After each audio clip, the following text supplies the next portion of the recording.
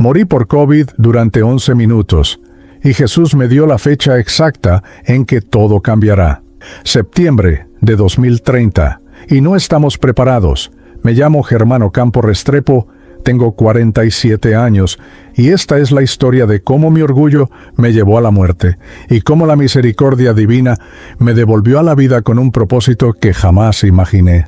Nací y crecí en Medellín, Colombia, en el barrio Buenos Aires, donde las calles empinadas y el olor a café recién molido formaban parte de mi infancia. Mi padre, albañil de profesión, siempre soñó con que yo fuera alguien en la vida, alguien que no tuviera que romperle la espalda bajo el sol, como él lo hizo durante 30 años. Ese sueño se cumplió cuando me gradué como ingeniero civil de la Universidad Nacional, con honores, con un futuro brillante por delante. Antes de escuchar el relato de hoy, quiero compartirte algo muy especial. Hay un conocimiento que enseña cómo alinear tu mente y tu energía con el universo para atraer lo que deseas. Ese conocimiento está reunido en el Manual de Manifestación, una guía clara y práctica para aplicar la ley de la atracción de la forma correcta. El enlace está en la descripción. No lo ignores, porque puede ser el inicio de un nuevo camino en tu vida. Para el año 2020, yo era exactamente lo que mi padre había soñado y más. Tenía mi propia firma de ingeniería especializada en construcciones de gran envergadura, proyectos residenciales en El Poblado, el sector más exclusivo de Medellín. Vivía en un apartamento de 200 metros cuadrados, con vista panorámica a la ciudad, 3 habitaciones, acabados importados, todo lo que el éxito material podía ofrecer. Mi esposa, Luz Marina Cardona, una mujer de belleza serena y paciencia infinita, había sido mi compañera desde la universidad. Teníamos 3 hijos, Jacobo, de 19 años, estudiando arquitectura, siguiendo mis pasos aunque yo nunca le presté la atención que merecía. Renata, de 16, una adolescente brillante que tocaba el violín y que yo apenas escuchaba tocar porque siempre estaba en una reunión más importante. Y Camila, mi pequeña de 11 años, que todavía me esperaba despierta algunas noches para darme un beso de buenas noches que yo recibía distraído, revisando correos en mi teléfono. La verdad es que yo había construido un imperio de concreto y acero, pero había descuidado los cimientos de mi propia familia. No me daba cuenta entonces, por supuesto. Estaba demasiado ocupado siendo exitoso, siendo admirado, siendo el ingeniero Ocampo que todos respetaban en los círculos empresariales de la ciudad.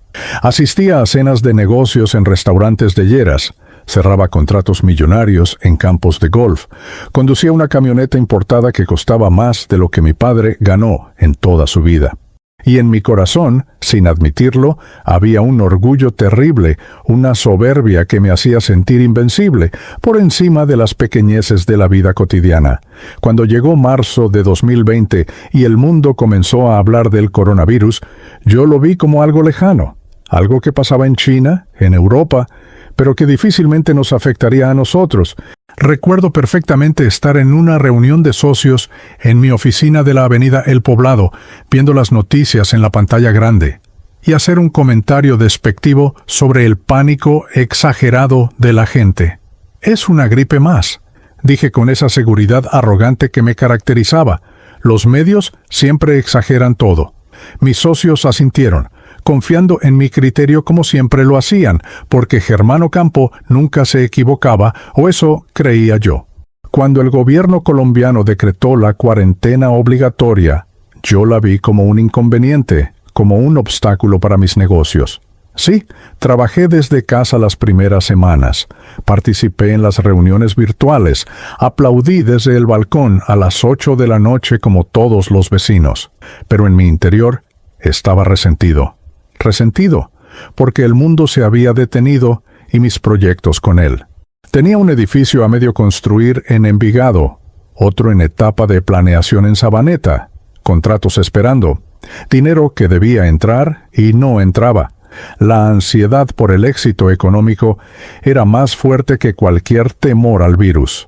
Luz Marina intentó hablar conmigo varias veces durante esos primeros meses.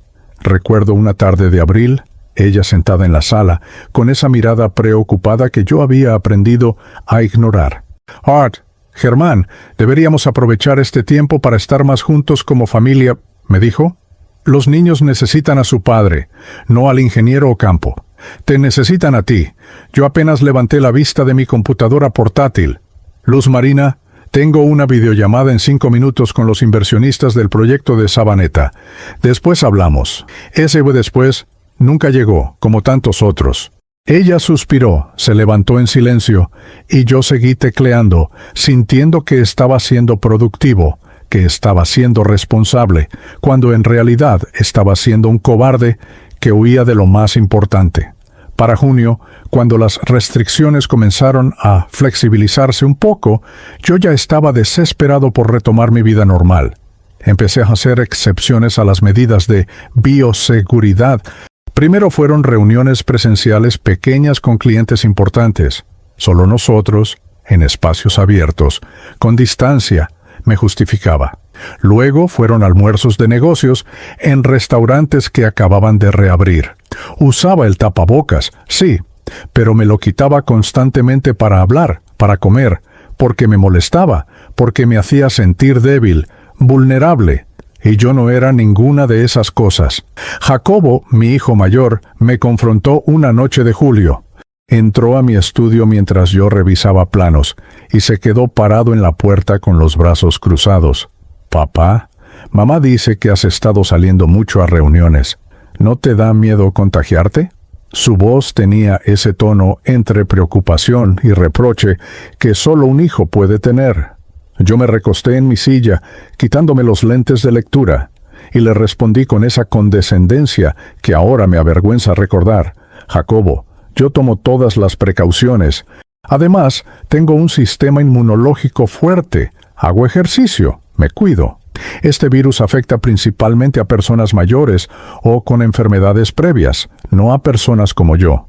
Él negó con la cabeza, decepcionado, y salió sin decir nada más. No supe entonces que esa sería una de nuestras últimas conversaciones antes de que todo cambiara.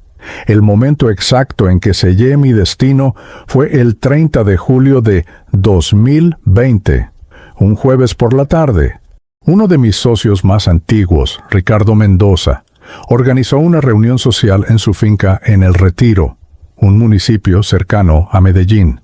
Solo seremos 6 personas, al aire libre, una parrillada tranquila para hablar de negocios y relajarnos un poco. Me dijo por teléfono. Luz Marina me suplicó que no fuera. Literalmente me suplicó, con lágrimas en los ojos, parada en la entrada de nuestro apartamento mientras yo me ponía la chaqueta. «Germán, por favor, no es necesario. Podemos esperar. La pandemia todavía está activa. La gente se está muriendo todos los días en los hospitales». Yo besé su frente con ese gesto automático de esposo ausente y le dije: «Ya basta, Luz Marina. No puedo vivir con miedo. Además, necesito cerrar ese contrato de laureles o vamos a perder mucho dinero. Vuelvo en unas horas». La reunión en la finca fue exactamente lo que yo esperaba. Carne asada, whisky importado, risas forzadas de hombres que pretendían que todo estaba bien mientras el mundo se caía a pedazos. Éramos 8, no 6 como Ricardo había prometido. Nadie usaba tapabocas. Compartimos vasos, botellas, abrazos de saludo. Hablamos de negocios, de política, de fútbol, de todo menos del virus que circulaba invisible entre nosotros. Yo me sentí vivo esa noche. Sentí que había recuperado algo de mi vieja normalidad. Volví a casa pasada la medianoche, con olor a humo y alcohol, y Luz Marina ni siquiera me esperó despierta. Encontré una almohada y una cobija en el sofá de la sala. Era su manera silenciosa de decirme que estaba furiosa y decepcionada. Los primeros síntomas llegaron 4 días después, un lunes 3 de agosto por la mañana. Me desperté con un dolor de cabeza intenso, como si me hubieran golpeado con un martillo. Pensé que era resaca tardía, aunque no había bebido desde el jueves. Después vino el cansancio, un agotamiento profundo que me hacía sentir que cargar mi propio cuerpo era un esfuerzo titánico. Me tomé un analgésico y traté de seguir con mi rutina, pero para el mediodía tenía fiebre. 38 grados. Luz Marina me encontró tirado en el sofá, temblando bajo una manta a pesar del calor de Medellín. «Tienes que hacerte la prueba de COVID», me dijo con esa voz firme que usaba cuando ya no había espacio para discusión. Yo, incluso entonces, incluso sintiéndome morir, traté de minimizarlo. «Es solo un resfriado, amor, ya se me va a pasar». Pero no se me pasó. Esa noche la fiebre subió a 39. Empecé a toser, una tos seca y violenta que me dejaba sin aire. El martes amanecí peor. Luz Marina llamó a una clínica móvil para que vinieran a hacerme la prueba PCR en casa. El técnico llegó completamente cubierto con traje de bioseguridad, como si yo fuera un peligro radioactivo. Me metió ese hisopo largo por la nariz hasta el cerebro, o eso sentí, y me dijo que los resultados llegarían en 24 a 48 horas. Para el miércoles por la noche, ya no necesitaba los resultados para saber la verdad. No podía levantarme de la cama, el cuerpo me dolía completo, la fiebre no bajaba, y, lo peor de todo, empecé a sentir que me faltaba el aire, como si mis pulmones se hubieran llenado de cemento húmedo. El resultado llegó el jueves 5 de agosto por correo electrónico. Positivo.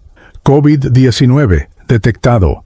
Luz Marina, quien había dormido en la habitación de Camila desde que empezaron mis síntomas, se hizo la prueba junto con los niños. Todos negativos, gracias a Dios. Pero yo, el invencible Germán Ocampo, el que no le tenía miedo a nada, estaba postrado, aislado, en mi propia habitación, comunicándome con mi familia a través de mensajes de texto y llamadas desde el otro lado de la puerta cerrada. El viernes 6 de agosto de 2020, desperté sintiendo que me estaba ahogando. No es una metáfora, no es una exageración. Literalmente sentía que alguien había puesto una almohada sobre mi rostro y presionaba con todas sus fuerzas. Cada respiración era una batalla que estaba perdiendo. Me incorporé en la cama, o lo intenté, pero el mareo era tan intenso que volví a caer sobre el colchón. Las sábanas estaban empapadas de sudor, mi pijama completamente mojada, y el oxímetro que Luz Marina me había comprado marcaba 84% de saturación de oxígeno. Ella me había dicho que cualquier cosa por debajo de 90 era peligroso, que debía llamarla inmediatamente. Con manos temblorosas tomé mi teléfono y le envié un mensaje que apenas pude escribir. No puedo respirar bien. 84. En menos de 30 segundos, ella abrió la puerta de la habitación usando tapabocas y guantes, con los ojos llenos de pánico contenido. Se acercó a la cama, revisó el oxímetro, me tomó el pulso.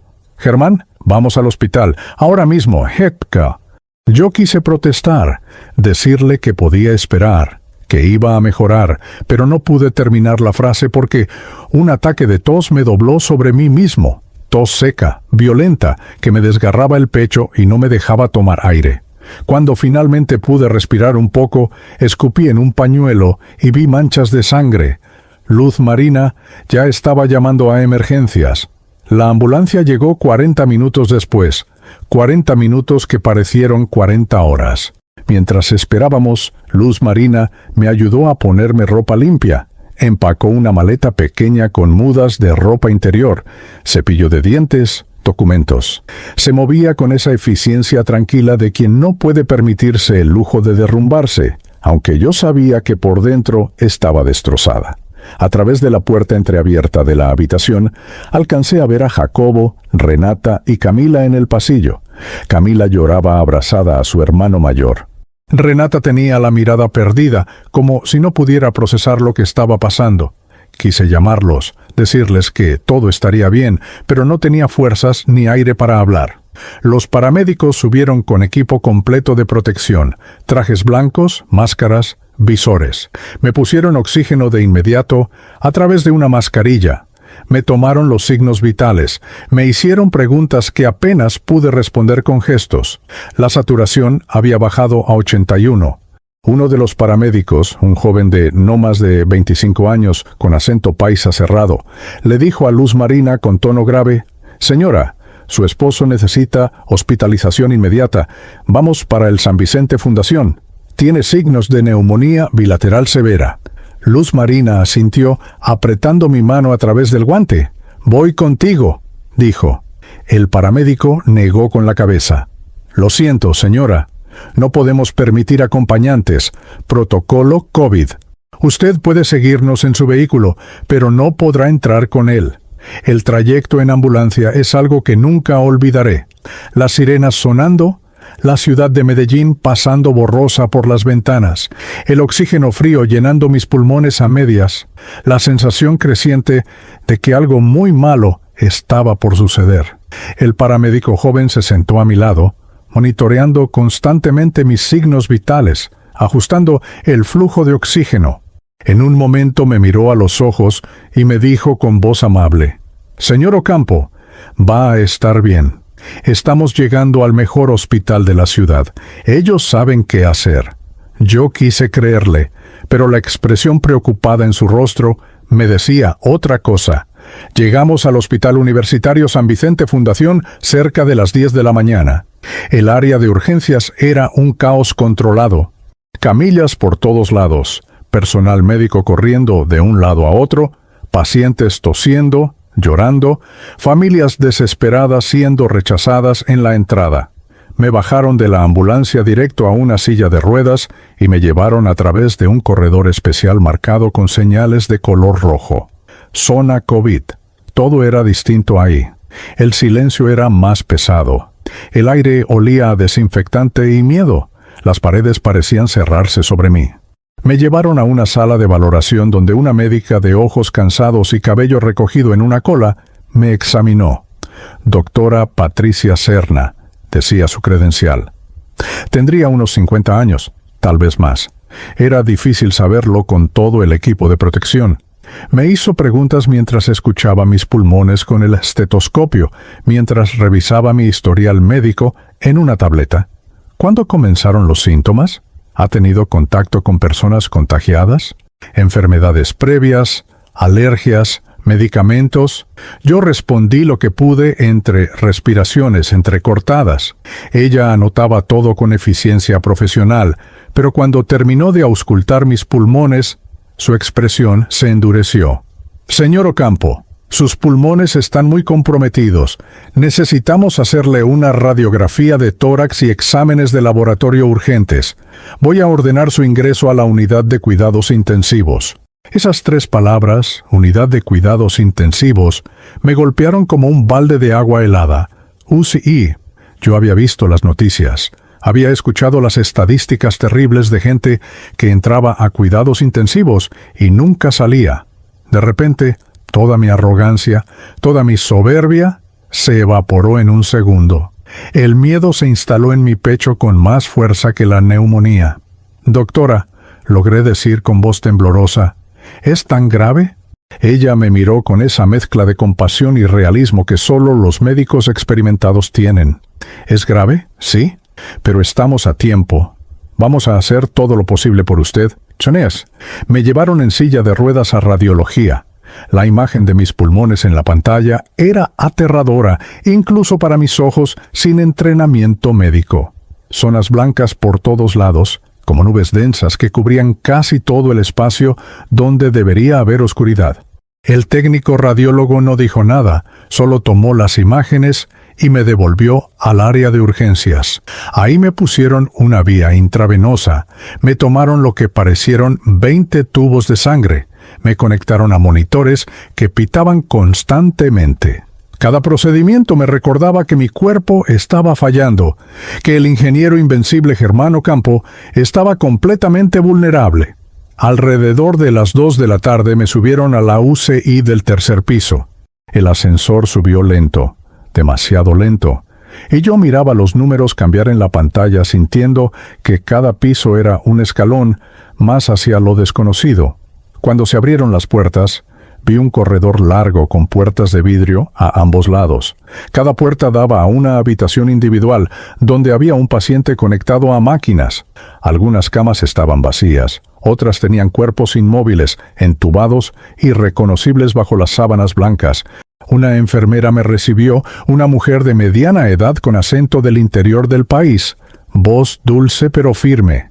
Señor Ocampo, usted va en la habitación 7. Vamos a cuidarlo bien, pero necesito que colabore con todo lo que le pidamos. La habitación 7 era pequeña, tal vez 4 metros por 4 metros. Una cama en el centro, rodeada de máquinas que no reconocía. Un monitor cardíaco que mostraba líneas verdes zigzagueantes. Un ventilador mecánico en la esquina que esperaba como un monstruo silencioso.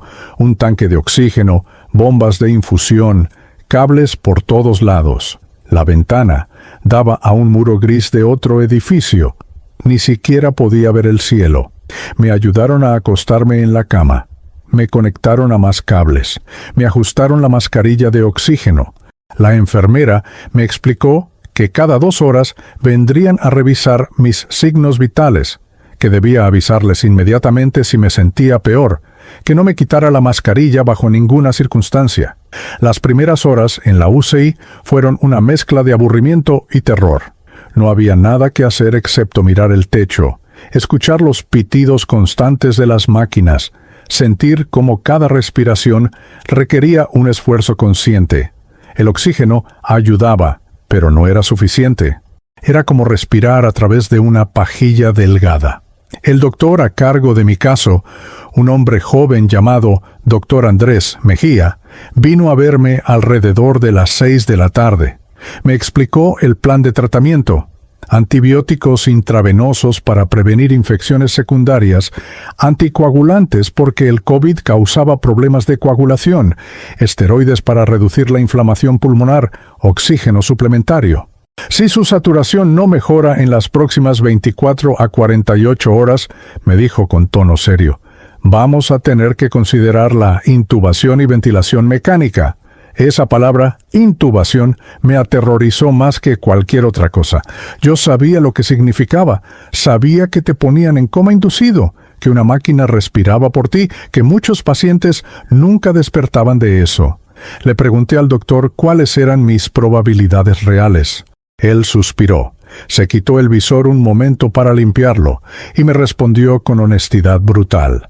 Señor Ocampo, usted tiene 47 años, no tiene enfermedades crónicas graves, eso juega a su favor, pero la neumonía bilateral por COVID es impredecible. Hemos visto pacientes jóvenes y saludables deteriorarse rápidamente. Vamos a hacer todo lo que esté en nuestras manos, pero necesito que usted pelee también. Esa noche fue la más larga de mi vida. Traté de dormir, pero era imposible. Cada vez que cerraba los ojos sentía que me ahogaba más. La mascarilla de oxígeno se empañaba con mi respiración. El pitido del monitor cardíaco era constante. Y a través de la puerta de vidrio podía ver enfermeras corriendo de una habitación a otra. En algún momento de la madrugada, escuché una alarma sonando en la habitación de al lado. Vi a todo un equipo médico entrar corriendo. Vi movimiento frenético. Escuché voces gritando órdenes médicas que no entendí. Después, silencio, una calma terrible. Y vi cómo cubrían un cuerpo con una sábana blanca y lo sacaban en una camilla. Alguien había muerto a metros de mí. El sábado 7 de agosto fue un día de deterioro constante. A pesar de todo el oxígeno, mi saturación no subía. Se mantenía entre 85 y 88, en una zona peligrosa. Empecé a sentir confusión mental, como si mi cerebro no recibiera suficiente oxígeno. Las enfermeras me hablaban y yo tardaba segundos en procesar lo que decían. El doctor Mejía vino 2 veces ese día, y en la segunda visita, ya entrada la tarde, me dijo lo que yo temía. Señor Ocampo, vamos a tener que intubar. Su cuerpo ya no puede mantener este esfuerzo respiratorio. La ventilación mecánica le dará a sus pulmones el descanso que necesitan para recuperarse. Me dieron 30 minutos para hacer una videollamada con mi familia. Una enfermera trajo una tableta, la configuró y ahí estaban ellos. Luz Marina, Jacobo, Renata y Camila, todos apretados frente a la cámara del teléfono en nuestra sala. El fondo era mi casa, mi vida, todo lo que podía estar perdiendo. Luz Marina lloraba sin sonido, tratando de ser fuerte. Jacobo tenía el brazo alrededor de sus hermanas, con mandíbula apretada, tratando de no derrumbarse. Renata me miraba con ojos rojos de tanto llorar, y Camila, mi pequeña Camila, me dijo algo que todavía me parte el alma. Papi, por favor no te mueras. Prometo portarme bien siempre si vuelves a casa. Yo quise decirles tantas cosas. Quise pedirles perdón por haber sido un padre ausente, por haber priorizado el dinero sobre ellos, por haber sido soberbio y egoísta. Quise decirle a Luz Marina que ella era lo mejor que me había pasado en la vida y que había sido un tonto al no valorarla. Pero no tuve fuerzas. Solo pude decir entre sollozos entrecortados, «Los amo. Perdónenme por todo. Los amo tanto». La llamada se cortó. La enfermera se llevó la tableta. Y me prepararon para la intubación. Me pusieron sedantes que empezaron a nublar mi conciencia. Recuerdo ver al doctor Mejía inclinado sobre mí. Recuerdo sentir el tubo entrando por mi garganta. Y después todo se volvió oscuro. No era el sueño normal. Era algo más profundo, más pesado. Y en esa oscuridad algo cambió. Dejé de sentir el peso del cuerpo. Dejé de escuchar las máquinas. Hubo un momento de silencio absoluto. Y entonces, en la madrugada del 8 de agosto de 2020, a las 3:47, exactamente según el registro médico, mi corazón se detuvo. Los monitores emitieron ese sonido plano y continuo que todos tememos. Código azul. Paro cardiorrespiratorio. El equipo médico inició maniobras de reanimación inmediatamente, pero yo ya no estaba ahí. Yo estaba flotando cerca del techo de la habitación 7, mirando hacia abajo, viendo mi propio cuerpo tendido en esa cama, viendo al doctor Mejía haciendo compresiones sobre mi pecho, viendo a las enfermeras inyectando medicamentos, conectando el desfibrilador. Vi todo con una claridad extraña, como si estuviera viendo una escena de una película. Y lo más perturbador es que no sentí miedo, sentí una paz inmensa, una ligereza que nunca había experimentado. Y entonces comencé a alejarme. La habitación se hizo pequeña, el hospital se hizo pequeño, Medellín se hizo pequeña, y entré en un túnel de luz que me llamaba hacia algo que no podía comprender, pero que necesitaba alcanzar. No hay palabras en el idioma español, ni en ningún idioma humano, que puedan describir completamente lo que experimenté cuando mi corazón dejó de latir. Pero voy a intentarlo, porque esa es mi misión, porque necesito que entiendan lo que vi, lo que sentí, lo que se me reveló. Cuando dejé atrás mi cuerpo en esa habitación del Hospital San Vicente Fundación, cuando floté hacia arriba y atravesé el techo como si fuera humo, entré en lo que solo puedo llamar un túnel. Pero no era un túnel oscuro como describen algunos que han tenido experiencias cercanas a la muerte. Era un túnel de luz pura, cegadora pero no dolorosa, una luz que parecía estar viva, que pulsaba con amor, con paz, con una energía que penetraba cada partícula de mi conciencia. No tenía cuerpo físico en ese momento, pero era más yo mismo que nunca. Era pura conciencia, puro espíritu, liberado del peso de la carne y los huesos. Y mientras avanzaba por ese túnel, o más bien, mientras era atraído por él, empecé a sentir una presencia. No puedo decir que la vi al principio, porque no había ojos con los que ver, pero la sentía con una certeza absoluta. Era una presencia de amor tan inmenso, tan abrumador, que todo lo que yo había llamado amor en mi vida terrenal parecía una sombra pálida en comparación. Era como si todas las veces que Luz Marina me había mirado con ternura, todas las veces que mis hijos me habían abrazado, todos los momentos de alegría que había experimentado, se multiplicaran por 1.000.000 y aún así no alcanzaran ni una fracción de lo que estaba sintiendo. El túnel se abrió hacia un espacio que no puedo describir en términos de geometría humana. No era un lugar físico, pero era más real que cualquier lugar físico que haya conocido. Había luz por todas partes, una luz dorada y blanca que emanaba de todas direcciones y de ninguna al mismo tiempo. Y en el centro de esa luz, o quizás siendo esa luz misma, estaba Él, Jesús, el Cristo. No puedo describirle su rostro porque no lo vi como se ve un rostro humano. Era como si su presencia fuera demasiado inmensa, demasiado gloriosa para ser contenida en una forma específica. Pero sabía con absoluta certeza quién era. Lo sabía en lo más profundo de mi alma, con una convicción que iba más allá de cualquier fe o creencia que hubiera tenido en vida. Su amor me envolvió completamente. Era como estar sumergido en un océano de compasión infinita, de aceptación total. Y lo primero que sentí antes incluso de que él me hablara fue vergüenza. Una vergüenza profunda y dolorosa por la vida que había vivido, por el hombre que había sido. Porque en presencia de ese amor puro, yo podía ver con claridad meridiana todas mis fallas, todos mis errores, toda mi soberbia.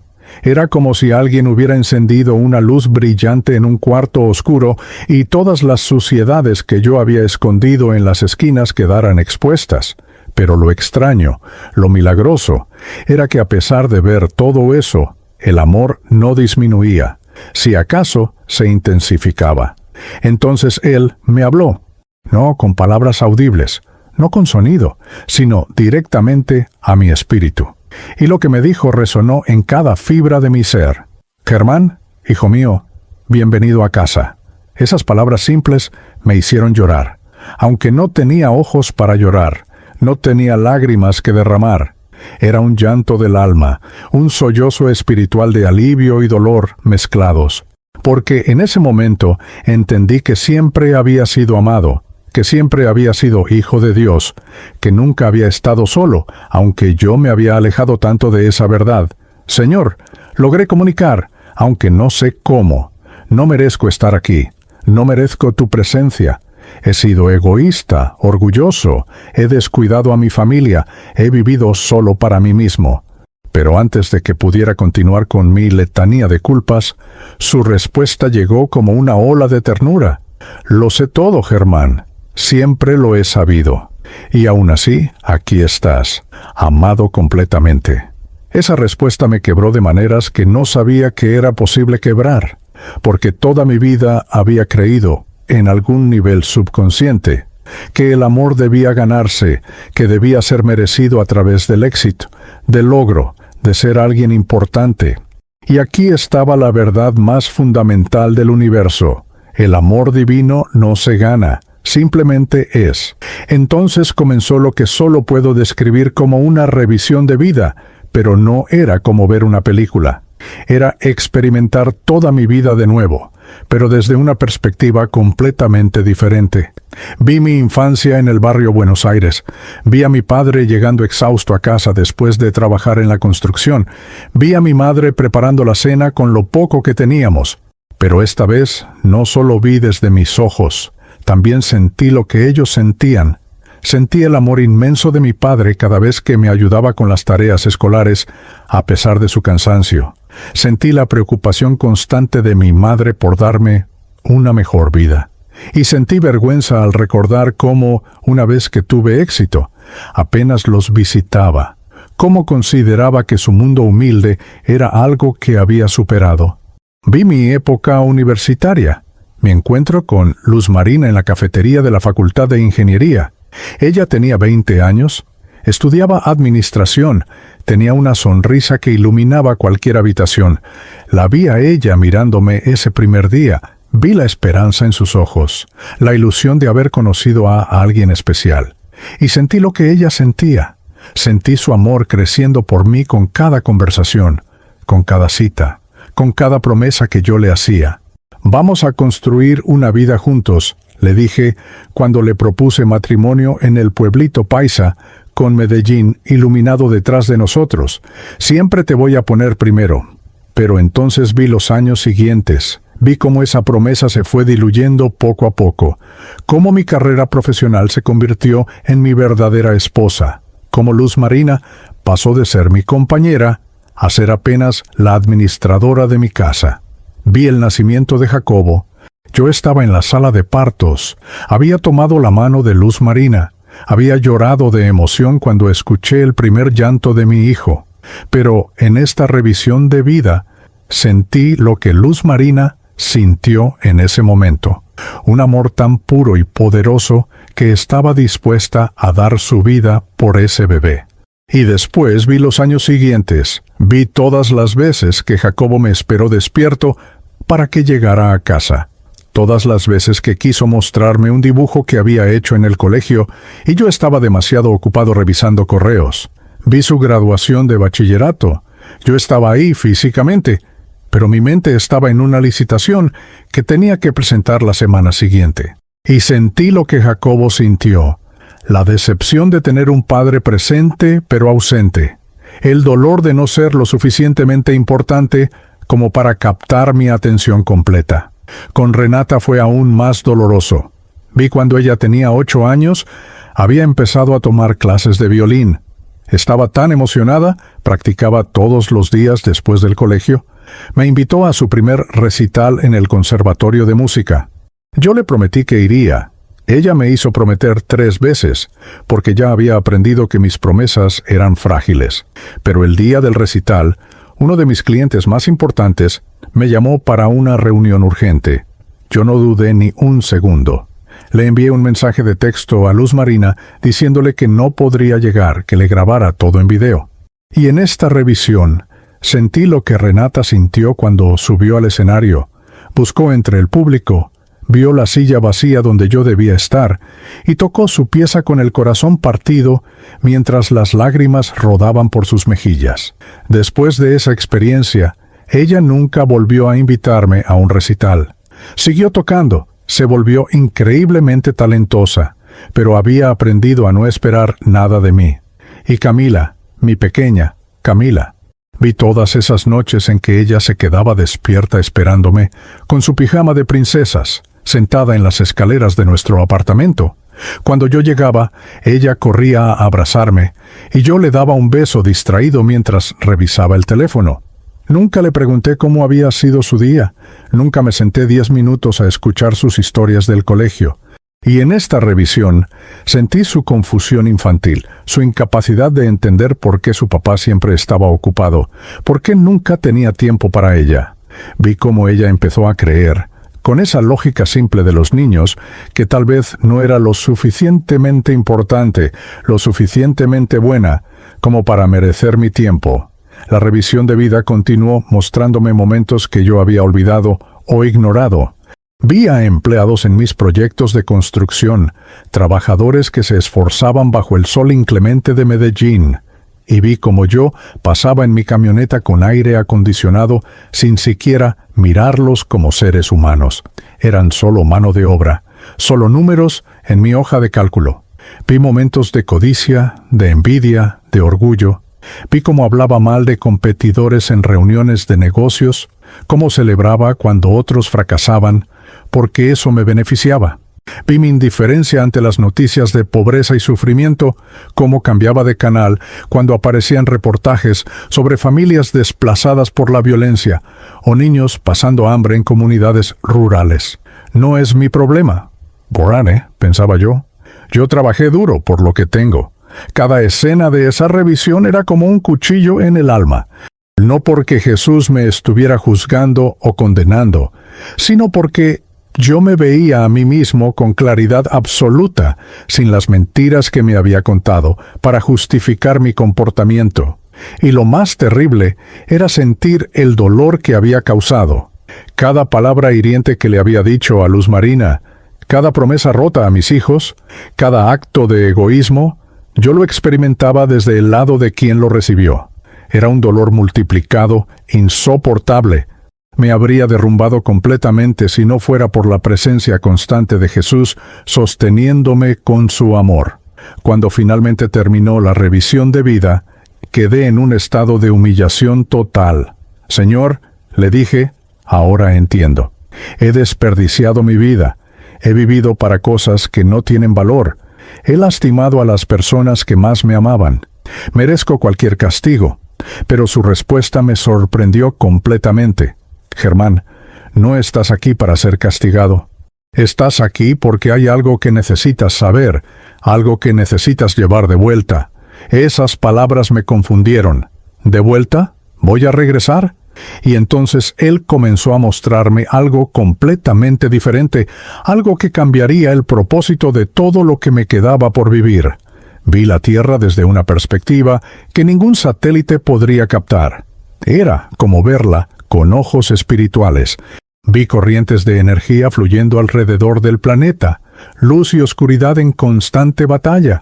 Vi millones de almas viviendo sus vidas, la mayoría perdida en la misma ilusión en la que yo había estado perdido, creyendo que el dinero, el poder, el reconocimiento eran lo que importaba. Vi el sufrimiento masivo causado por esa ilusión. Vi guerras, hambre, destrucción ambiental, todo resultado del egoísmo humano colectivo. Pero también vi destellos de luz brillante, actos de amor genuino, sacrificio, compasión. Vi una madre en África caminando kilómetros para conseguir agua para sus hijos. Vi un maestro en una favela de Brasil enseñando a niños con recursos mínimos pero amor inmenso. Vi voluntarios en hospitales. Vi personas anónimas ayudando a extraños. Vi el bien que todavía existía en medio del caos. Y entonces Jesús me mostró algo que me dejó sin aliento, aunque no tenía aliento que perder. Me mostró una fecha, un momento específico en el tiempo. Septiembre de 2030. Su voz resonó en mi conciencia. En ese mes, el mundo cambiará para siempre. El velo entre lo material y lo espiritual se adelgazará. La humanidad experimentará un despertar colectivo. Muchos verán por primera vez lo que tú estás viendo ahora. Entenderán que el amor es lo único real, lo único que perdura. Será un tiempo de gran dolor para algunos, porque verán cuánto tiempo han desperdiciado, pero será un tiempo de gran gozo para quienes estén preparados. ¿Y yo qué tengo que ver con eso?, pregunté todavía sin comprender por qué me estaba mostrando esto. Su respuesta fue clara y directa. Tú vas a regresar, Germán. Vas a regresar a tu cuerpo, a tu vida. No porque tu tiempo haya terminado aún, sino porque tienes una misión. Debes llevar este mensaje, que el tiempo se acerca, que la humanidad necesita despertar del sueño del ego, que cada persona debe comenzar ahora a vivir en el amor, el perdón y la compasión. Debes comenzar con tu propia familia, sanar las heridas que has causado, ser el esposo y padre que prometiste ser. Y después, cuando hayas hecho eso, debes compartir esta verdad con todos los que quieran escuchar. El peso de esa misión me abrumó. Señor, no puedo hacer eso. ¿Quién me va a creer? Soy solo un ingeniero de Medellín. No soy un líder espiritual, no soy un predicador. Pero él respondió con una certeza que no admitía dudas. No necesitas ser nada más que un testigo de la verdad. Tu vida cambiada será el testimonio más poderoso, y aquellos que tengan oídos para oír, escucharán. Entonces, antes de que pudiera protestar más, me mostró una imagen final. Vi a Luz Marina, Jacobo, Renata y Camila en nuestro apartamento. Era de noche. Estaban sentados en la sala, abrazados unos a otros, llorando, y sentí su dolor como si fuera mío. Sentí su miedo de perderme, su amor desesperado rogando al cielo que yo regresara. Si ellos te necesitan, dijo Jesús, y tú los necesitas a ellos. Es tiempo de volver, hijo mío. Yo quería quedarme, quería permanecer en esa paz, en ese amor infinito. La idea de volver al cuerpo físico, al dolor, a las limitaciones de la existencia terrenal, me aterraba. Pero cuando pensé en mi familia, cuando sentí su sufrimiento, supe que no podía ser tan egoísta como para abandonarlos. Está bien, dije finalmente, regresaré, cumpliré la misión. Y entonces Jesús me envolvió una última vez en su luz, en su amor, y me dijo, recuerda esto, Germán, el amor es lo único que trasciende la muerte. El amor es lo único que llevarás contigo cuando vuelvas a casa definitivamente. Todo lo demás es temporal. Vive cada día sabiendo esta verdad. Y entonces comenzó el regreso. Fue violento, doloroso, como ser arrancado del cielo y lanzado de vuelta a la tierra. El túnel de luz se cerró detrás de mí, la presencia de Jesús se alejó, y yo caía hacia la oscuridad, hacia el peso, hacia el dolor del cuerpo físico. Y lo último que recuerdo antes de despertar fue un pensamiento claro como el cristal, septiembre de 2030. El mundo cambiará, y yo debo preparar a mi familia. El dolor fue lo primero. Un dolor tan intenso, tan abrumador, que borró cualquier pensamiento coherente de mi mente. Era como si cada célula de mi cuerpo gritara al mismo tiempo, como si me hubieran arrojado a un horno ardiente después de haber estado flotando en aguas frescas. Mis pulmones ardían, mi garganta estaba en llamas por el tubo de intubación, mi pecho dolía como si me hubieran aplastado con una roca gigante, y lo peor era el peso. El peso insoportable de tener un cuerpo físico de nuevo, de estar atrapado en carne y huesos después de haber experimentado la libertad absoluta del espíritu. Traté de abrir los ojos, pero los párpados pesaban toneladas. Escuchaba voces lejanas, amortiguadas, como si estuviera bajo el agua, pitidos constantes de máquinas, el silbido rítmico del ventilador mecánico bombeando aire a mis pulmones. Poco a poco, muy lentamente, empecé a recuperar la conciencia plena. Sentí manos sobre mí, personas moviéndose a mi alrededor. Una voz masculina, más profesional, decía algo sobre signos vitales estables, sobre ritmo cardíaco recuperado. Era el doctor Mejía, aunque en ese momento no podía procesar completamente quién era o dónde estaba. Lo que sí procesaba, con una claridad que contrastaba con la confusión física, era el recuerdo de todo lo que había experimentado. Jesús, la luz, la revisión de mi vida, la misión. Septiembre de 2030.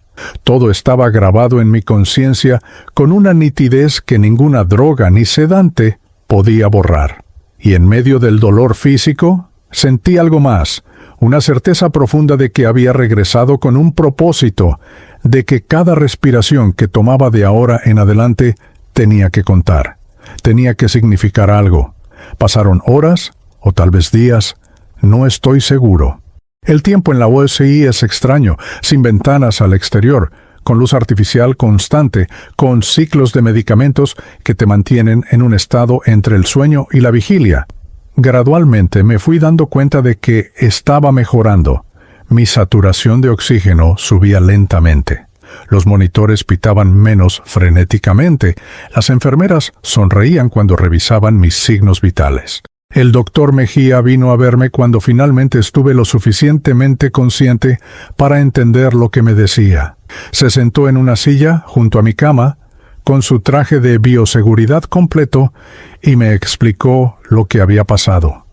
«Señor Ocampo», dijo con voz calmada pero seria, «usted sufrió un paro cardiorrespiratorio la madrugada del 8 de agosto.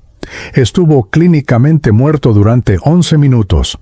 11 minutos en los que su corazón no latió. Logramos reanimarlo, pero fue muy difícil. Francamente, es un milagro que esté aquí hablando conmigo. 11 minutos. Esa cifra quedó resonando en mi mente. 11 minutos en los que estuve del otro lado, en los que experimenté una eternidad de amor, verdad y revelación.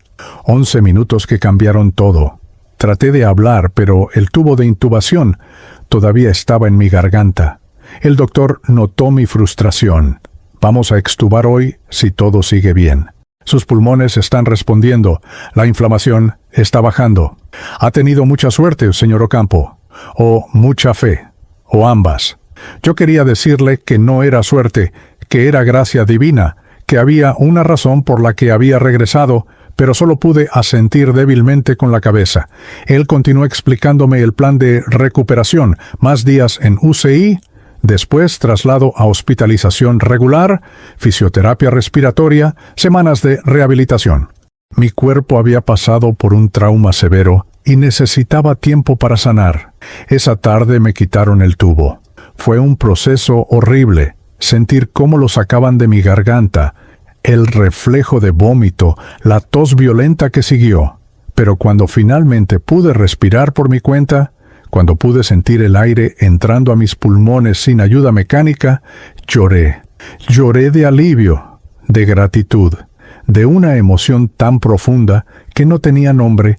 Una enfermera joven, creo que se llamaba Diana, me limpió las lágrimas con un pañuelo y me dijo con voz dulce: «Tranquilo, señor Ocampo, ya pasó lo peor. Ahora viene la recuperación». Lo primero que hice cuando pude hablar, aunque mi voz sonaba ronca y débil como la de un anciano, fue pedir ver a mi familia. El doctor explicó que todavía no permitían visitas en la UCI por protocolo COVID, pero que podíamos hacer una videollamada. 20 minutos después, una enfermera trajo nuevamente la tableta, y ahí estaban ellos: Luz Marina, Jacobo, Renata y Camila, todos con máscaras en casa porque habían estado en cuarentena estricta esperando los resultados de sus pruebas de seguimiento. Cuando me vieron despierto, cuando me escucharon decir «Hola, familia», el llanto fue inmediato y colectivo. «Germán», sollozaba Luz Marina, «pensé que te había perdido. Los médicos dijeron que estuviste muerto, que tu corazón se detuvo. Dios mío, gracias, gracias, gracias». Jacobo tenía los ojos rojos, el rostro descompuesto de quien no ha dormido en días. «Papá, te ves terrible, pero estás vivo. Eso es lo único que importa».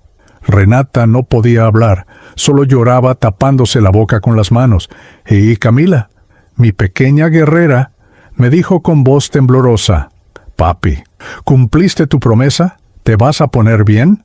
La inocencia de su pregunta me partió el corazón. «Sí, mi amor», le respondí con toda la fuerza que pude reunir. «Me voy a poner bien, y cuando salga de aquí, todo va a ser diferente. Les prometo que todo va a cambiar». Luz Marina me miró extrañada por esas palabras. Ella conocía mis promesas vacías de años anteriores. Probablemente pensó que era la euforia de haber sobrevivido. Pero había algo en mi tono, en mi mirada, que debió haberle dicho que esta vez era diferente. «Solo recuperate, amor», me dijo. «Eso es lo único que necesitamos ahora, que vuelvas a casa con nosotros». La llamada duró solo 10 minutos porque me cansaba hablar, pero fueron los 10 minutos más importantes de mi nueva vida. Los siguientes días en la UCI fueron una mezcla de recuperación física y lucha interna. Mi cuerpo mejoraba lentamente, pero mi mente era un torbellino. Cada vez que cerraba los ojos, revivía la experiencia con Jesús. Veía la luz, sentía el amor, escuchaba sus palabras sobre septiembre de 2030 y me preguntaba constantemente: ¿cómo voy a cumplir esta misión? ¿Cómo le digo a la gente lo que vi sin que piensen que estoy loco?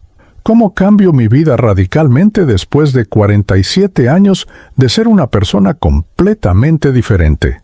El 12 de agosto me trasladaron a una habitación regular. Ya no necesitaba cuidados intensivos, mi oxígeno era suplementario mínimo. Podía caminar distancias cortas con ayuda.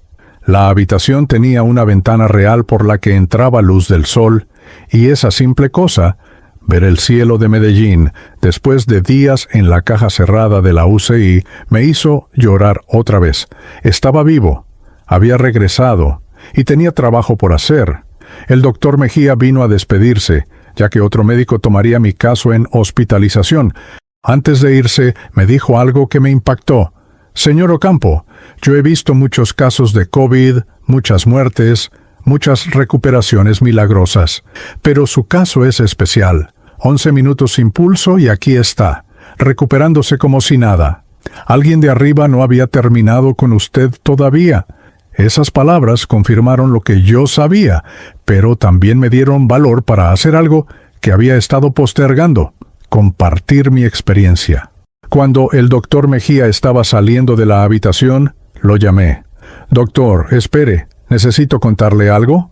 Él se volteó, curioso, y entonces, con voz todavía débil pero firme, le conté todo. Le conté sobre el túnel de luz, sobre encontrarme con Jesús, sobre la revisión de mi vida, sobre la fecha exacta que se me reveló.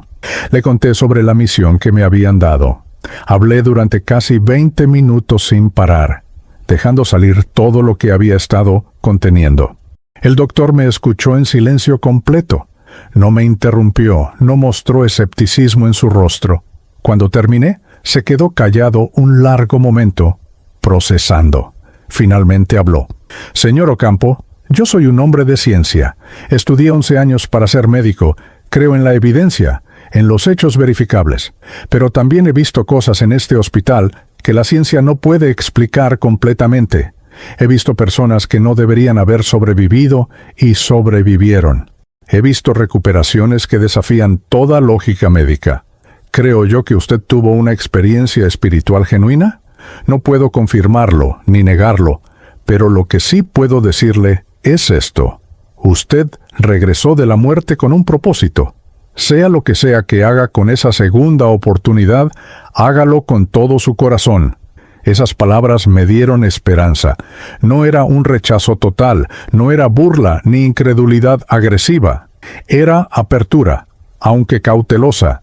Después de que el doctor se fue, me quedé mirando por la ventana, viendo las montañas que rodean Medellín, y tomé una decisión. No iba a tratar de convencer a nadie de lo que había experimentado. Simplemente iba a vivir de manera diferente.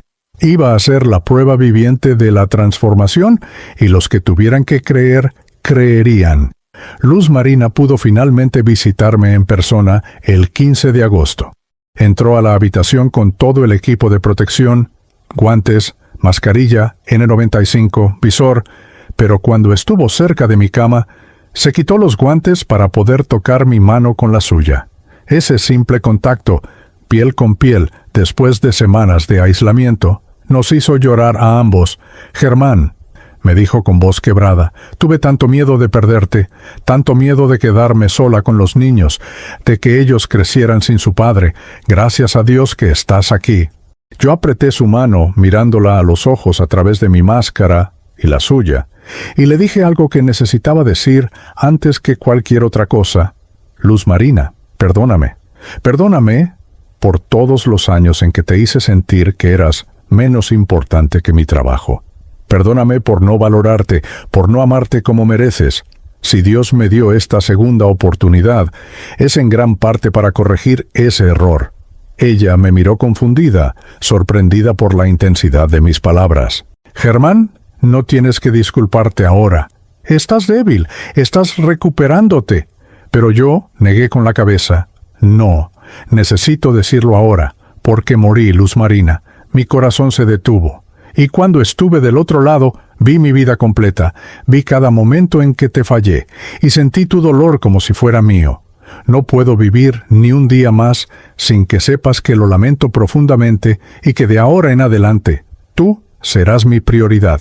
Tú y los niños. No el dinero, no los contratos, no el éxito. Ustedes». Las lágrimas rodaban por sus mejillas empañando el visor de protección. «¿De verdad moriste? ¿Los médicos te lo confirmaron?» Yo asentí. 11 minutos. Mi corazón no latió durante 11 minutos. Y en ese tiempo, Luz Marina, vi cosas que cambiaron todo lo que creía saber sobre la vida. Cuando salga de aquí te voy a contar todo. Pero por ahora, solo necesito que creas esto. Soy un hombre nuevo. El Germán que conociste murió en esa UCI. El que regresó es diferente. Ella no sabía qué decir. Era demasiada información, demasiado cambio repentino. Pero pude ver en sus ojos que quería creer, que una parte de ella se aferraba a la esperanza de que tal vez, solo tal vez, esta vez fuera verdad. Los días siguientes en el hospital fueron de recuperación física constante, fisioterapia respiratoria todas las mañanas, ejercicios de respiración, caminatas cortas por el pasillo. Mi cuerpo respondía bien, los pulmones se limpiaban gradualmente, la tos disminuía, pero mi mente estaba en otro lugar. Pensaba constantemente en cómo reintegrarme a mi vida con esta nueva conciencia. Pensaba en mi empresa de ingeniería, en los proyectos a medio terminar, en los empleados que dependían de mí. ¿Cómo iba a manejar todo eso siendo una persona completamente diferente? Una tarde, Jacobo vino a visitarme solo. Se sentó en la silla junto a mi cama y durante un rato no dijimos nada. Solo nos miramos. Finalmente, él habló. «Papá, mamá nos contó que dijiste cosas extrañas sobre haber muerto y haber visto el otro lado. ¿Es verdad? ¿O son los medicamentos hablando?» Yo sonreí débilmente. Mi hijo siempre había sido directo, sin rodeos. «Es completamente verdad, Jacobo. Morí durante 11 minutos, y en ese tiempo tuve una experiencia que no puedo explicar completamente con palabras, pero que sé que fue real, más real que cualquier cosa que haya experimentado en esta vida». Él me miró escéptico, cruzando los brazos. «¿Y qué se supone que viste? ¿Un túnel de luz? ¿Ángeles tocando arpas?» Su tono era sarcástico, defensivo. Yo entendía por qué. Durante 19 años le había enseñado con mi ejemplo que lo único real era lo tangible, lo material, lo que se podía medir y cuantificar. Y ahora venía yo hablando de experiencias espirituales como si fueran hechos científicos. Vi a Jesús, le dije simplemente. Vi mi vida completa desde una perspectiva que nunca había tenido, y vi cada momento en que te fallé como padre. Cada partido de fútbol al que no fui, cada conversación que interrumpí, cada vez que te hice sentir que no eras lo suficientemente importante para mi tiempo. Y Jacobo, me dolió más que cualquier dolor físico que haya sentido. Su máscara de sarcasmo se quebró un poco. Papá, no tienes que hacer esto, no tienes que inventar historias de experiencias cercanas a la muerte para justificar pedir perdón. Pero yo negué con la cabeza con firmeza. No estoy inventando nada. Y no te estoy pidiendo que me creas ahora. Solo te estoy pidiendo que me des la oportunidad de demostrarte con acciones que soy diferente. Dame 6 meses, 1 año. Si ves que nada cambia, entonces tendrás razón en ser escéptico. Pero si ves que cada promesa que hago de ahora en adelante la cumplo, que cada día pongo a la familia primero, entonces tal vez, solo tal vez, consideres la posibilidad de que lo que te estoy diciendo es verdad. Jacobo me miró largo rato, estudiando mi rostro como si tratara de detectar mentiras. Finalmente suspiró y dijo: «Está bien, papá, te voy a dar esa oportunidad. Pero que quede claro, las palabras ya no significan nada para mí, solo las acciones, solo lo que hagas, no lo que digas». Yo asentí, agradecido. Es justo, es más que justo, y te prometo que no te voy a decepcionar. Esa conversación con Jacobo fue el primer paso real de mi nueva vida, el primer momento en que la misión que Jesús me había dado comenzaba a tomar forma concreta. Me dieron de alta del Hospital San Vicente Fundación el 22 de agosto de 2020, exactamente 14 días después de haber ingresado al borde de la muerte. Salí caminando por mi propio pie, débil todavía, con instrucciones médicas estrictas sobre reposo, medicamentos, controles de seguimiento, pero vivo, más que vivo, transformado. Luz Marina vino a recogerme en nuestro carro, no en la camioneta ostentosa que yo manejaba antes, y durante todo el trayecto de regreso a casa mantuve la ventana abierta, respirando el aire de Medellín como si fuera la primera vez. Cada bocanada de aire era un regalo. Cada latido de mi corazón era un recordatorio de la misericordia divina. Cuando llegamos al edificio en El Poblado, los niños estaban esperándome en la entrada del apartamento. Habían colgado un letrero hecho a mano que decía: «Bienvenido a casa, papá», con dibujos y colores brillantes. Camila fue la primera en correr hacia mí, abrazándome con tanta fuerza que casi me hace perder el equilibrio. «Papi, te extrañé tanto. No vuelvas al hospital nunca más». Yo la abracé, inhalando el olor de su champú de fresa, sintiendo su cabello suave contra mi mejilla, y por primera vez en años, realmente estuve presente en ese abrazo. No estaba pensando en correos electrónicos pendientes, ni en llamadas que debía hacer. Solo estaba ahí con mi hija, agradeciendo a Dios por poder sostenerla una vez más. Los primeros días en casa fueron de adaptación extraña. Mi cuerpo necesitaba descanso constante. Dormía siestas largas por las tardes. Me cansaba con actividades mínimas, pero mi espíritu estaba más despierto que nunca. Observaba a mi familia con ojos nuevos, como si los estuviera conociendo por primera vez. Veía a Luz Marina preparando el desayuno en la cocina y notaba cosas que nunca había notado. La manera delicada en que cortaba las frutas, el cuidado con que ponía la mesa, la canción suave que tarareaba mientras trabajaba. Veía a Jacobo estudiando en su computadora y me daba cuenta de lo serio que era, lo responsable, cualidades que definitivamente no había heredado de mi ejemplo. Una mañana, cerca de una semana después de mi regreso, me levanté temprano antes que todos. Preparé café, algo que nunca había hecho porque siempre esperaba que Luz Marina lo hiciera. Puse la mesa para el desayuno. Saqué pan, mermelada, queso.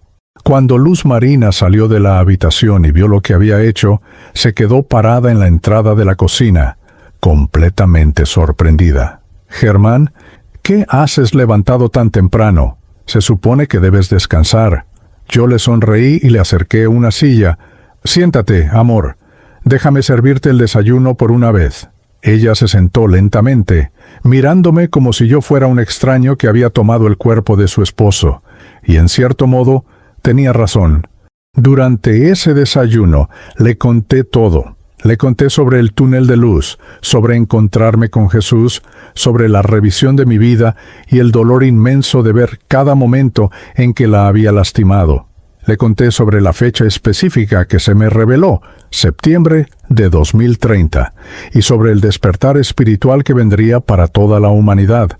Le conté sobre la misión que me habían dado, comenzar con mi propia familia, sanar las heridas y después llevar el mensaje a otros.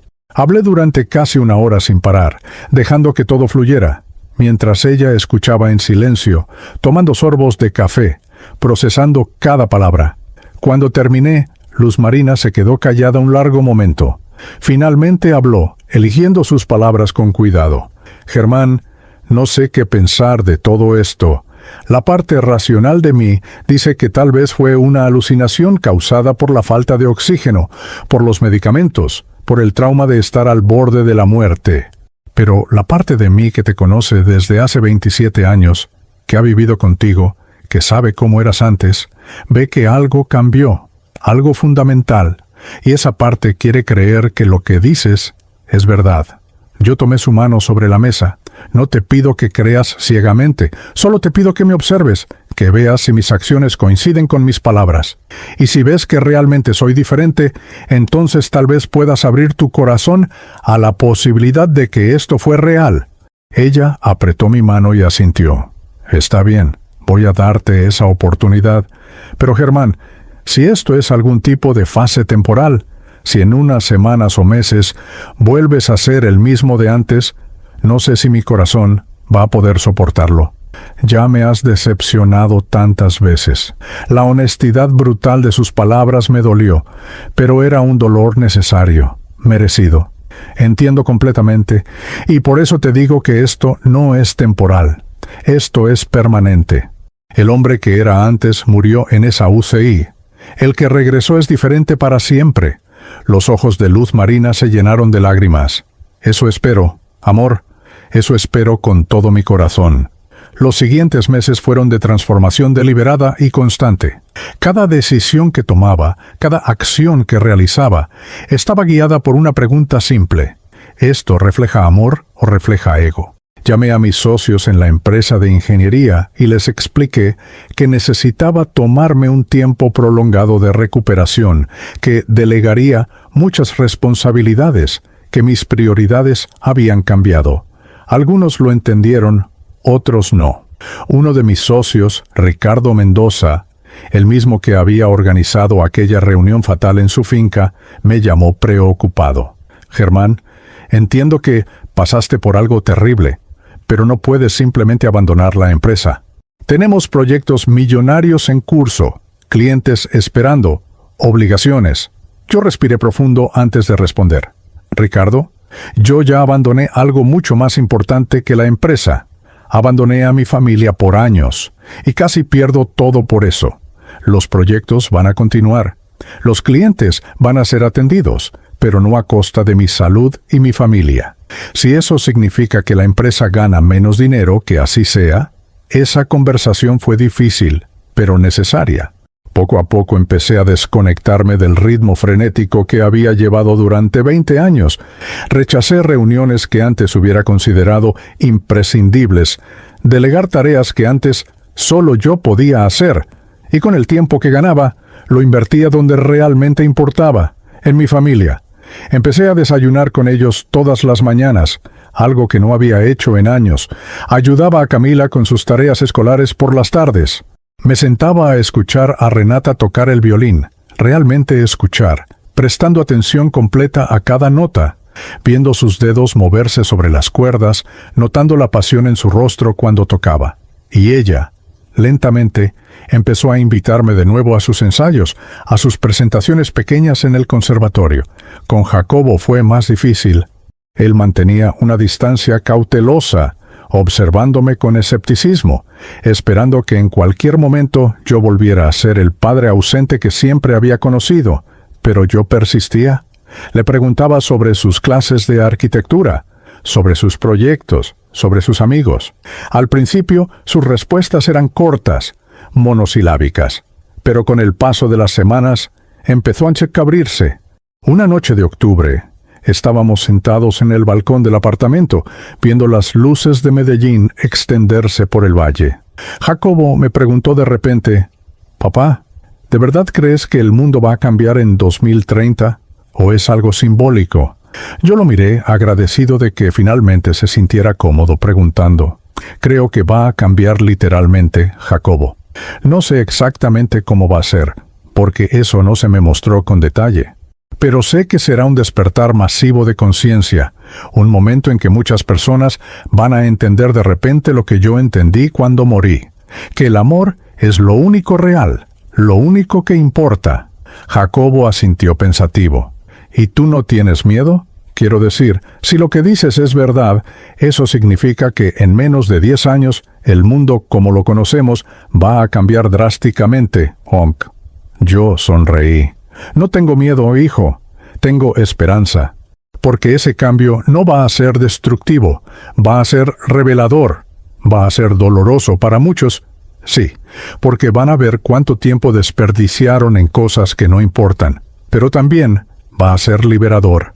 Imagina un mundo donde la mayoría de las personas viven desde el amor en lugar del miedo, desde la compasión en lugar del egoísmo.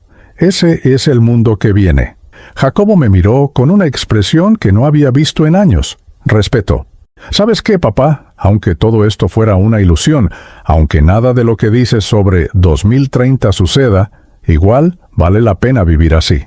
Vale la pena vivir como si el amor fuera lo único que importa». Esas palabras de mi hijo me llenaron de una alegría indescriptible, porque entendí que la misión no era convencer a nadie de una fecha específica o de una profecía. La misión era vivir de tal manera que otros vieran la diferencia, que otros sintieran el amor y que por esa razón quisieran también transformar sus vidas. A finales de octubre, sentí que era tiempo de empezar a compartir mi testimonio más allá de mi familia. Comencé modestamente con un grupo pequeño de oración que se reunía en nuestra parroquia, la iglesia de San Ignacio en El Poblado. Luz Marina asistía a ese grupo desde hacía años. Yo nunca la había acompañado porque siempre tenía algo más importante que hacer, pero ahora fui con ella. El grupo era de unas 12 personas, en su mayoría mujeres mayores, algunas parejas, gente sencilla que se reunía los miércoles por la noche a rezar el rosario y compartir intenciones. La coordinadora del grupo, una señora llamada Beatriz Gómez, de unos 60 años, me recibió con sorpresa. Luz Marina nos contó que estuviste muy enfermo. Germán, qué bendición que te hayas recuperado. Yo asentí agradecido. Señora Beatriz, me gustaría compartir con el grupo lo que me pasó, si me lo permiten. Ella miró a Luz Marina, quien asintió, y después me dio la palabra. Les conté mi historia completa. La soberbia antes del COVID, la enfermedad, la muerte clínica, el encuentro con Jesús, la misión que se me dio. Hablé durante casi 40 minutos. Algunas personas lloraban mientras escuchaban, otras asentían emocionadas. Un par de hombres me miraban con escepticismo evidente. Cuando terminé, hubo silencio. Después Beatriz habló. «Hermano Germán, lo que nos has compartido es poderoso. Y si es verdad, y yo creo que lo es porque se ve en tu rostro que algo cambió en ti, entonces tienes una responsabilidad grande. Dios te regresó por algo. No desperdicies esta segunda oportunidad». Otros miembros del grupo compartieron sus propias experiencias de encuentros con lo divino, momentos en que sintieron la presencia de Dios de maneras inexplicables, y por primera vez en mi vida me sentí parte de una comunidad espiritual real, no solo alguien que iba a misa por obligación social. A partir de ese día, El grupo de oración se convirtió en un ancla para mí. Cada miércoles compartíamos, rezábamos, nos apoyábamos mutuamente. Y lentamente, mi testimonio empezó a expandirse. Alguien del grupo le contó a un amigo. Ese amigo me invitó a compartir en otro grupo. Después me invitaron a una conferencia pequeña en una iglesia de Envigado. Nunca busqué protagonismo. Nunca traté de ser un predicador famoso. Simplemente compartía lo que había vivido y lo que había aprendido.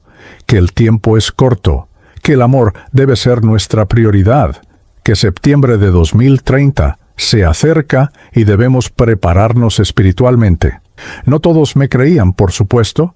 Hubo quienes pensaban que estaba loco, que había sufrido daño cerebral por la falta de oxígeno, que estaba aprovechándome de una experiencia traumática para conseguir atención. Eso dolía, pero aprendí a no defenderme. Simplemente decía, ¿está bien si no me crees? Solo observa mi vida. Si en los próximos años ves que vivo de manera consistente con lo que predico, entonces tal vez reconsideres. Y seguí adelante, porque la misión no dependía de que todos creyeran, dependía de que yo fuera fiel a lo que se me había mostrado. Para diciembre de 2020, nuestra familia era completamente diferente. Cenábamos juntos todas las noches, algo que antes sucedía tal vez una vez al mes. Los domingos íbamos a misa juntos, y después paseábamos por el Parque Lleras o íbamos al pueblito paisa. Hablábamos, realmente hablábamos, sobre todo, sobre miedos, sobre sueños, sobre fe, sobre dudas. Luz Marina había vuelto a mirarme con amor en lugar de resignación. Jacobo me buscaba para pedirme consejo, no solo sobre arquitectura, sino sobre la vida. Renata tocaba el violín en la sala y yo me sentaba a escucharla con los ojos cerrados, dejando que la música me llenara. Y Camila, mi pequeña luz, volvía a esperar despierta para darme el beso de buenas noches, y yo me tomaba todo el tiempo del mundo para sentarme en su cama, preguntarle sobre su día, contarle historias, orar con ella. Una noche de fin de año, estábamos todos en el balcón viendo los fuegos artificiales que estallaban sobre Medellín para celebrar la llegada de 2021. Luz Marina estaba abrazada a mí. Los niños reían viendo las luces de colores llenar el cielo. Y en ese momento sentí una paz profunda, una certeza de que estaba cumpliendo mi misión. Todavía faltaban casi 10 años para septiembre de 2030, pero ya no me preocupaba la fecha específica, tanto como me preocupaba vivir cada día de manera correcta. Porque entendí algo fundamental. La preparación para ese despertar global no era acumular conocimiento esotérico ni desarrollar poderes espirituales especiales. La preparación era simplemente aprender a amar, a perdonar, a vivir con integridad, a poner a las personas antes que las cosas. Miro hacia atrás ahora, desde esta perspectiva de varios años después, y veo cómo cada día, desde mi regreso, ha sido un paso más en el cumplimiento de lo que Jesús me encomendó. He perdido clientes que no entendían mi nueva forma de trabajar. He perdido amigos que pensaban que me había vuelto fanático religioso. He perdido oportunidades de negocios millonarios porque no estaba dispuesto a sacrificar tiempo con mi familia. Pero he ganado algo infinitamente más valioso. He ganado el amor genuino de mi esposa, el respeto de mis hijos, la paz interior que viene de vivir alineado con mi propósito verdadero. Y sobre septiembre de 2030 les digo esto. No sé exactamente qué va a pasar ese mes. No se me mostró si será un evento dramático visible para todos o un cambio sutil en la conciencia colectiva. No sé si será el 1 de septiembre o el 30, pero sé con absoluta certeza que algo va a cambiar, que el velo entre lo material y lo espiritual se va a adelgazar, que millones de personas van a despertar a la verdad del amor divino, y cuando ese día llegue, quiero estar listo, quiero que mi familia esté lista. Y quiero que todos los que escuchen este testimonio también estén listos.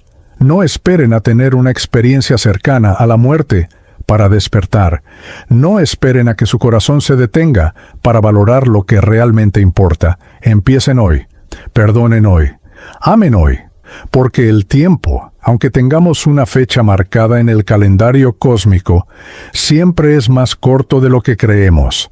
Y cuando llegue nuestro momento de cruzar definitivamente al otro lado, lo único que vamos a llevar con nosotros es el amor que dimos y el amor que recibimos. Todo lo demás se queda aquí, convertido en polvo y recuerdos. Esta es mi historia, este es mi testimonio, y esta es mi invitación para ustedes.